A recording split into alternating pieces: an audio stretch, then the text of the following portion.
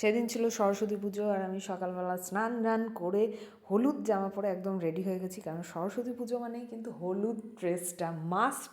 তো আমি হলুদ একটা কুর্তি পরে নিয়েছি।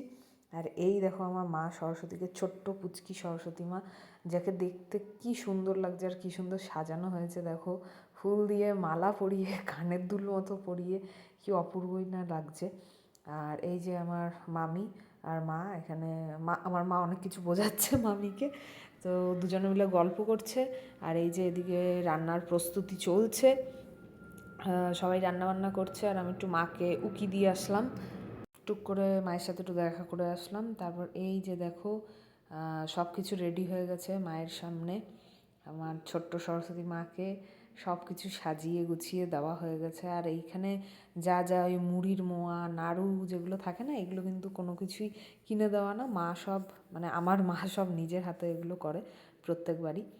আর রান্নাবান্নাটা মামি হেল্প করে, কারণ মা তো একা এত কিছু সামলাতে পারবে না, ওই জন্য আমার মামি আর মা একসাথে মিলে রান্নাটা করে, সব সামলায়। আর এই যে দেখো আমাদের পুরোহিত এসে গেছে, টাইম ছিল 1টায় আসার, এসেছে আর ইনি 1:45-র সময়। যাই হোক, তারপর সবাই আমরা সুন্দরভাবে পুজো দিলাম। এই যে পুরোহিত এখন পুজো করছে। আর এসছিলো, অনেকেই এসছিলো, সবার ভিডিওটা করা হয়নি।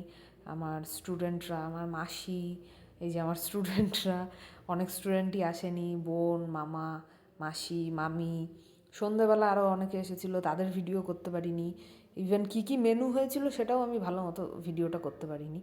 এই যে সবাই খেতে বসেছে, তো এদেরটাই জাস্ট করতে পেরেছিলাম।